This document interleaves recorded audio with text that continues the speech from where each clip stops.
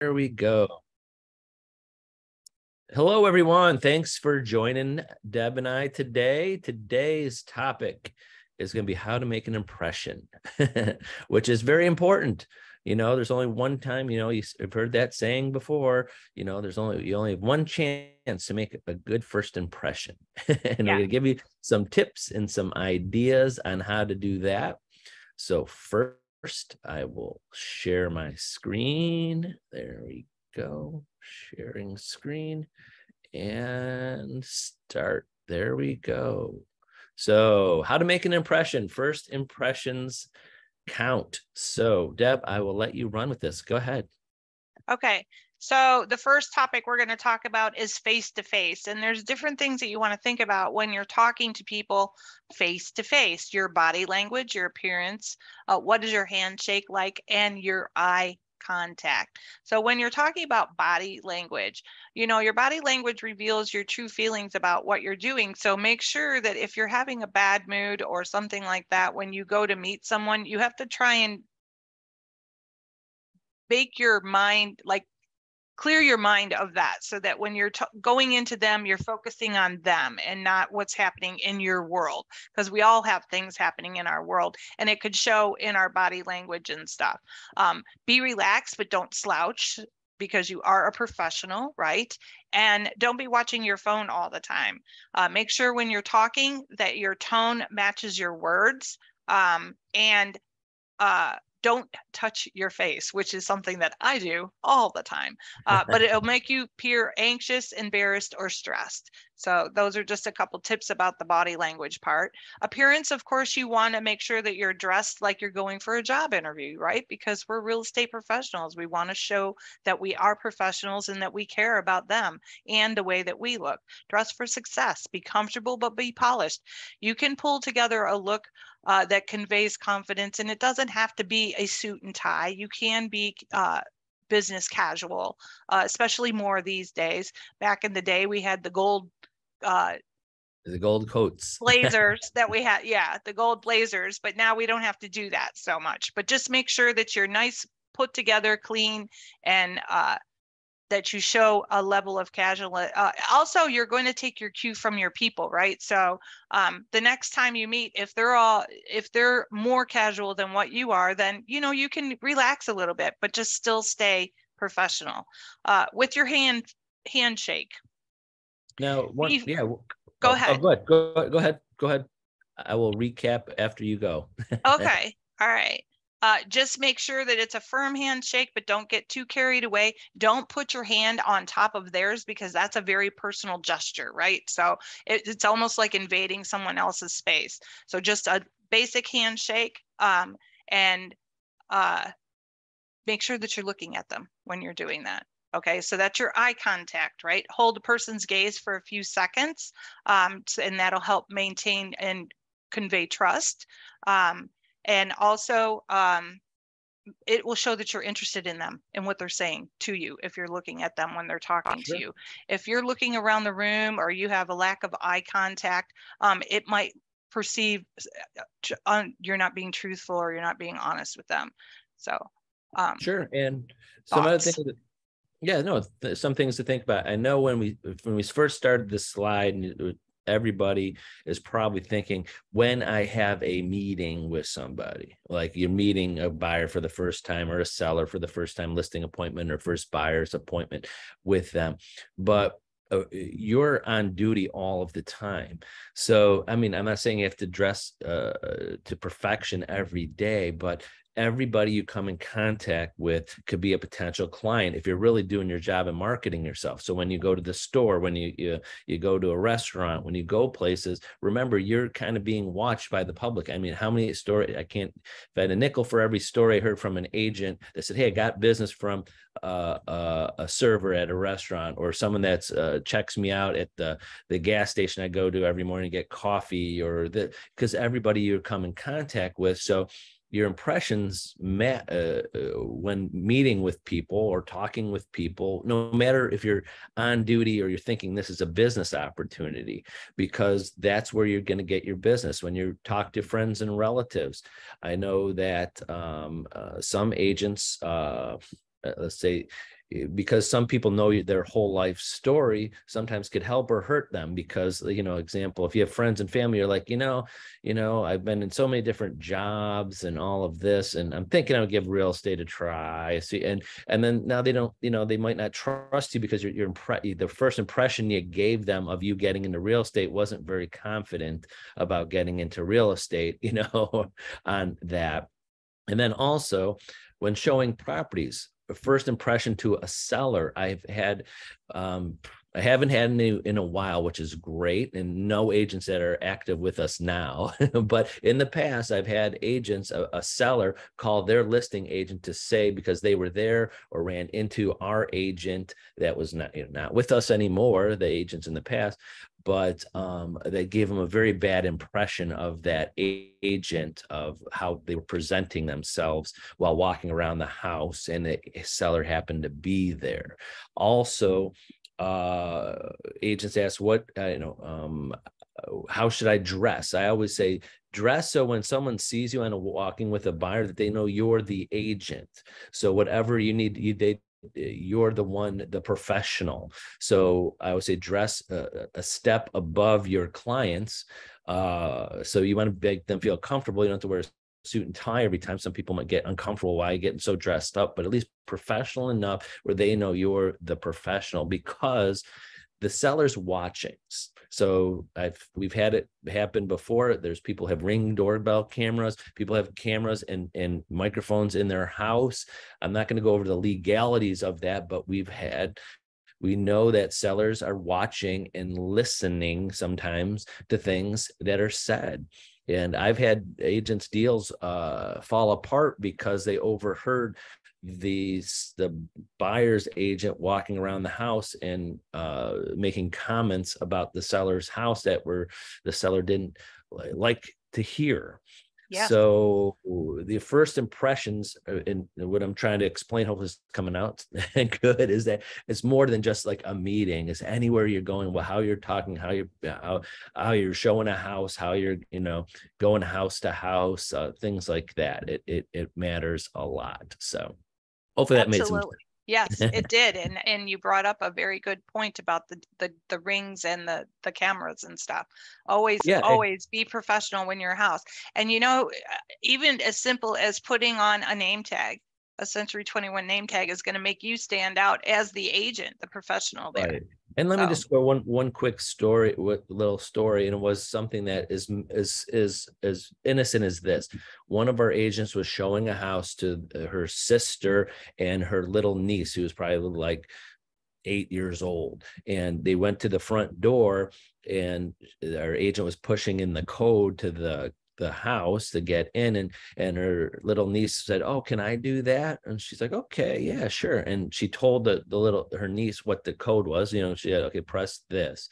The seller called the listing agent. The listing agent called me, saying how unprofessional our agent was to give the code away to somebody else. The first call I got, I didn't know the whole story. And then I called their agent. "Oh my God, I'm so sorry. It's just my little niece. She wanted to act like an agent, and there's but the whole point of that story, the right or wrong of it, is that now we have a seller that's upset. So if about our agent and the professionalism, right or wrong, but now they didn't put an offer on the house. But if they were putting an offer on the house, now their buyer's at a disadvantage. We upset the seller over something that's so innocent. So the seller was watching the Ring doorbell camera. So, right. And they could say, that obviously that seller's very sensitive. But if you said, "Wow, this," they could have heard them say, this front door color is horrible. Who would paint their, so watch what you say and how you act.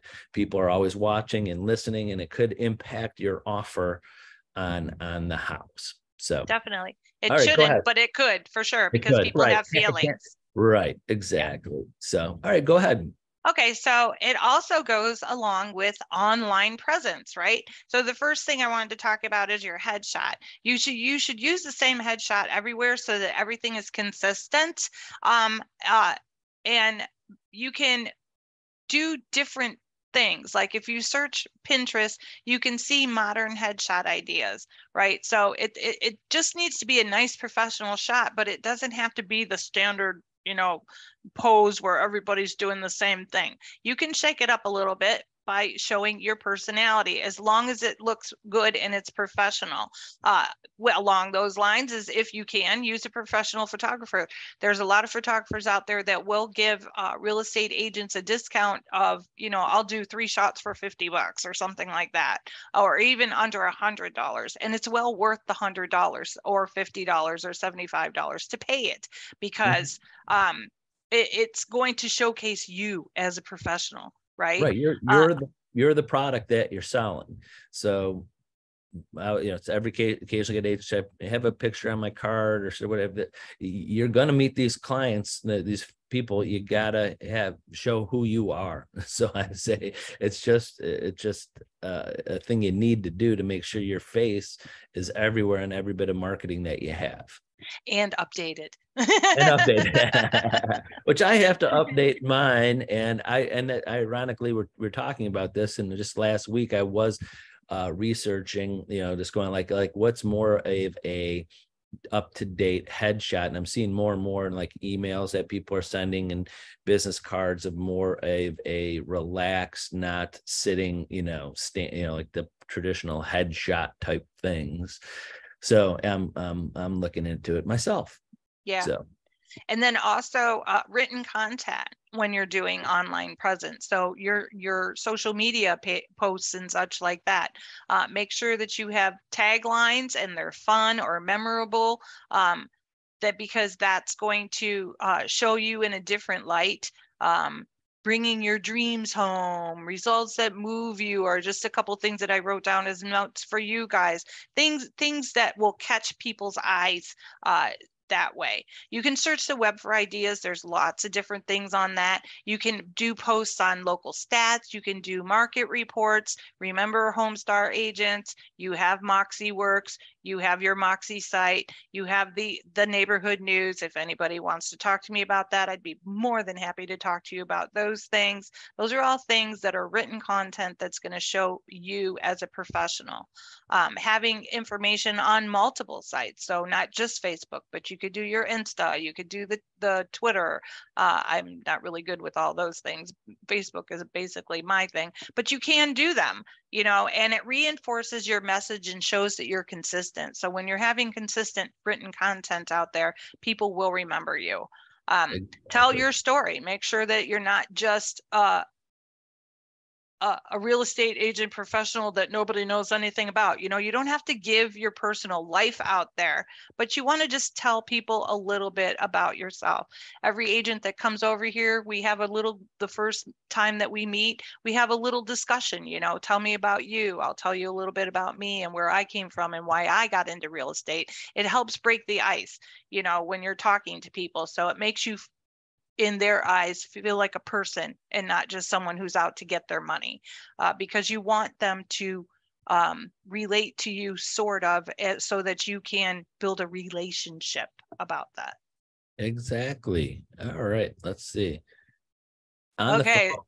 Yep. Now we're on the phone, which I'm on the phone constantly. So.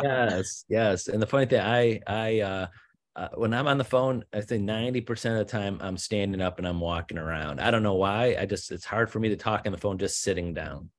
Obviously I can sit down for these, but I think obviously your tone of voice, your smile is important. But if you walk around, and I think your smile, your attitude that you have when you're on the phone shines through in your voice.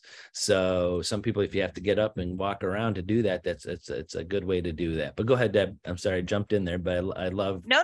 You said everything I was going to say, right? Because if you have a mirror in front of you, was the only tip that I was going to say, then you can see what your face looks like. I've been caught in this too. Like back when I had just gotten over COVID and everything, and I was making my calls, you could hear it in my voice. Are you okay? And I'm like, oh yeah, no, I'm totally fine today. Why? Well, because you don't sound like yourself, Right. And that's true. They can hear it. They understand that. They can hear it. So just try and make sure that you're keeping your tempo and your softness and your loud, like don't be over loud.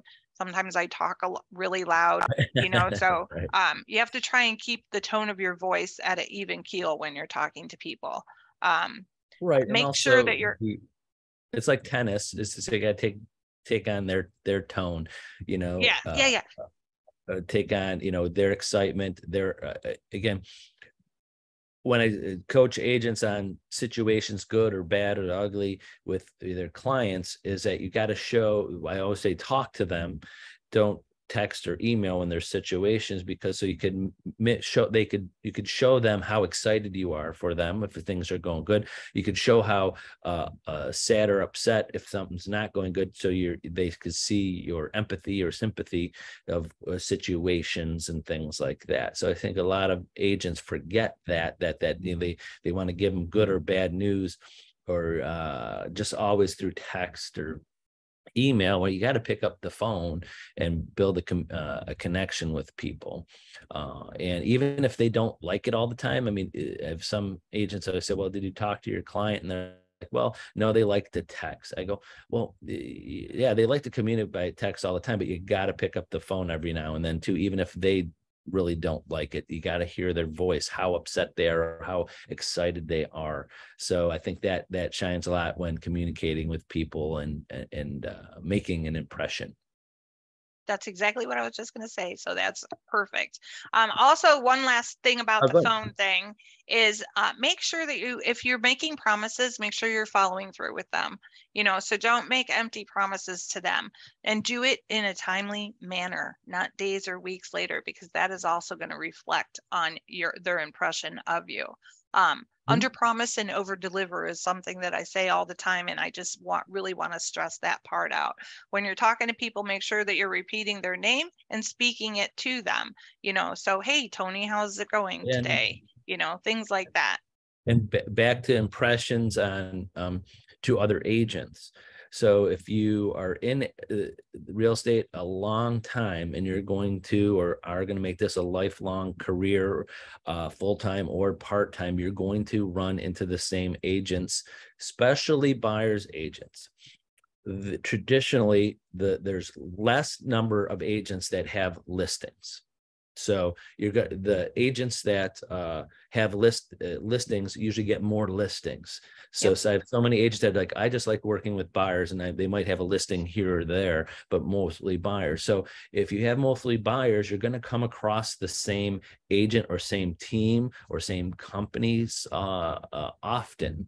So when you present offers and dealing with that agent might make your first impression with that agent over a lifetime. And your clients, example, when I tell agents, you got to make sure your clients are pre-qualified, they're solid clients, because it reflects on you. So you are presenting an offer for the first time or second time or third time to a listing agent, and you've been and the deals keep on falling apart, and the buyers are not qualified, or they're trying to back out. That reflects on you. So next time you have a good buyer and they see you, they go, I remember that agent. My impression of that agent is that they're never really qualified, they're buyers, and it might fall through. So how you know, I know sometimes it's like you have to bite your lip and act really nice. Remember that a listing agent can affect your income for a lifetime. So True. I know, being in this business 30 years, and I really don't have a written list, but I have so many agents, good and bad, out there. When the first thing I say when an agent calls me on something, who's the other agent? Before I even get into whatever good or bad situation they're in, because I have such a knowledge of just over time. Oh, that agent, good agent. I know the manager, I know the broker there. Let's work this out. You know, whatever situation it is, I've grown to have an impression of a lot of agents in our industry just for dealing with them. So that affects you. So sometimes you got to be concerned or be acknowledged the first impression, or every time you go up, have a transaction with another agent, how they perceive you now. So if you ever need help with that, I'm happy to help. So, Yep. Same here. All right. We got some CE coming up. Yep. So next week we have Core Law with Mike Ferrante. That one is I think his have changed to $10 a class, or at least some of them are. I know the core ones are $10 a class. And then you have Hesh coming up in July with key positions in the mortgage industry. That should be a good one. I'm sure he's probably going to talk about what's happening in the industry a little bit as well. And then you also have civil rights in August if you're working on your core classes there. And then the third core class is going to be John Dewey, and he's going to be doing that in November. I also have the link for the past videos there on for our sessions that are not continuing education classes, but anything that you wanted to do. And of course, you can always reach out to Tony and I anytime. That's right. I think. All right. National Smoothie Day. Well, today is not only my son's birthday, but it's also National Smoothie Day. Nice. So go out and get someone a free smoothie today. Yeah. Yeah. Especially if you had a smooth transaction, right? Oh, here's a smoothie for our smooth transaction. Oh, right. That's I like that. That's a good one. All right. Well, thanks for joining us, everyone. I'm going to stop sharing my screen there.